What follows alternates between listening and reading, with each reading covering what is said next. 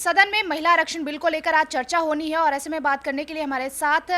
पूर्व सीएम तीरथ सिंह रावत जी हैं। सर, क्या कहेंगे, क्योंकि विपक्ष लगातार इस बिल पर भी हमलावर है।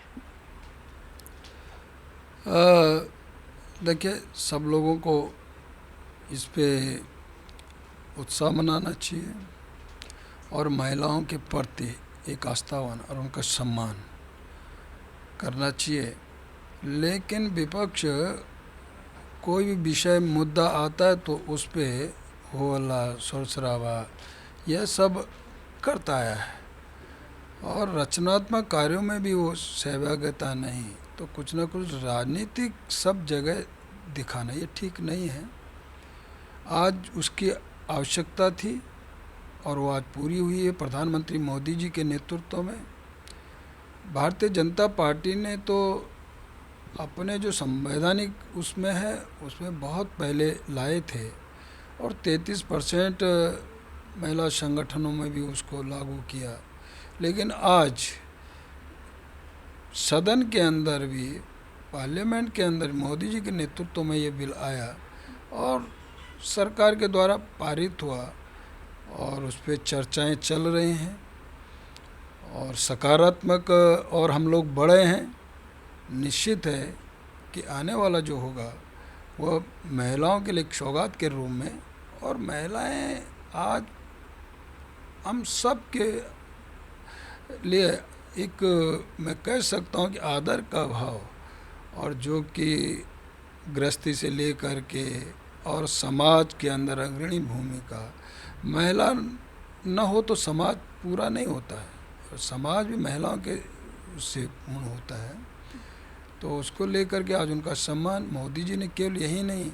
तो उन्होंने हर चीज़ महिलाओं के नाम पे, गैस लेकर के, चाहे आपका शौचालय हो और मनरेगा हो और जो भी योजनाएं हैं, आज महिलाओं के नाम पे प्रधानमंत्री मोदी जी ने बेटी बचाओ बेटी पढ़ाओ ये सब प्रारंभ किया है, शुरू किया है। तो महिलाओं के प्रति जो भाव प्रधानमंत्री मोदी जी का दिखता है वो आज दिखा है सदन के अंदर, और वो सभी, मुझे लगता है कि पंचायत में और स्थानीय निकाय में तो हम लोग पहले ही पास कर चुके थे और वो कहीं 50% है कहते थे, ये सारा रहा है। और लेकिन आज विधानसभा लोकसभा में भी या आने वाले समय में 33% आरक्षण होगा और जिसमें सभी तरह SC ST के लिए भी जो आरक्षण होना चाहिए वो है। देखिए, इस पे ओवैसी जी का एक बयान आया है जिसमें वो ये कह रहे हैं कि इसमें जो OBC समाज की महिलाएं या फिर मुस्लिम महिलाएं हैं उनके लिए कोटा ही नहीं है इसमें। अब देखिए, मैंने कहा ना कि इसमें कुछ ना कुछ बोलना है, राजनीति है, लेकिन जहाँ तक कोटे की बात है और उसमें SC ST जिस तरह उनकी भागीदारी होनी चाहिए वो उसमें है, और 15 साल के बाद चाहें तो इसमें फिर पुनर्विचार वो फिर होगा, लाया जाएगा। तो उस पर चर्चा, अब जब चर्चा होगी, बहस होगी, फिर उसके बाद इसका की ओर। एक आखिरी सवाल, कल नए संसद भवन में प्रवेश हुआ, ऐसे में नए संसद भवन और पुराने संविधान संसद में क्या फ़र्क है और क्या नए संसद में जो है बहुत ही खूबसूरत तरीके से उसको बनाया गया? देखिए,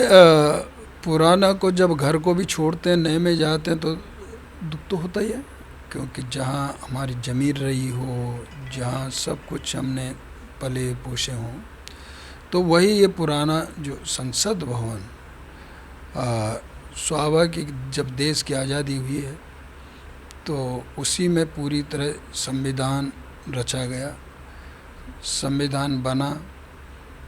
बहुत सारे विद्वान जन वहाँ बैठे, चर्चाएं होती हैं, हुई हैं। तो इसलिए प्रधानमंत्री मोदी जी ने भी अपने भाषण में कल कहा कि इसको भूलना नहीं चाहिए, ये हमारी एक पूंजी है और उसको वही स्थान देना चाहिए जो पहले रहा है। इसलिए जो सेंट्रल हॉल है उसका नाम उन्होंने संविधान और सदन ऐसा करके, और वो कल लोकसभा स्पीकर जी ने भी पीठ से बोला है, ओके हो गया है। तो जो हमारा फ्यूचर होगा वो पढ़ेगा, इतिहास जब देखेगा तो उसको भी वो जानेगा, समझेगा कि यहीं से हमारी पूरी तैयारी और देश को चलाने के लिए और आम समाज को किस तरह विकास, ये सब यहाँ हुआ रचा गया है। वहीं नया भवन की बात को आज आवश्यकता थी, ज़रूरत थी, लेकिन मैं ये कहूँगा कि इसके लिए प्रधानमंत्री मोदी जी का जिस तरह परिश्रम और जिस तरह उनकी इच्छा शक्ति रही है, वो दिखता है कि भूमि पूजन से लेकर के शिलान्यास से लेकर के और उद्घाटन और प्रवेश तक, यानी इस 5 वर्ष के अंदर ही होता है। ये बहुत कम दिखता है, नहीं तो हमने देखा है अन्य पार्टियां सरकारें जब पहले तो एक बार भूमि पूजन करो, दूसरी बार आपका उसके बाद कई समय लगता इस तरह का, तो कई टर्म निकल जाते थे। लेकिन ये इतिहास गवाह होगा इस बात का भी, और जो बना है तो उसमें अपनी संस्कृति झलकती है और अपना जिस प्रकार का एक भारतीयता और वो अपनापन और उसमें आता है, दिखता है। तो कई प्रकार की कलाकृतियाँ अपना वो सब उसमें है, तो वो देखने लायक है। बहुत बहुत शुक्रिया। हमारे साथ थे तीरथ सिंह रावत, जिनका कहना यह है कि नए संसद भवन में जो संस्कृति है और अपनापन है वो झलकता है। कैमरा पर्सन राम के साथ काजल सिंह, TV7 भारत।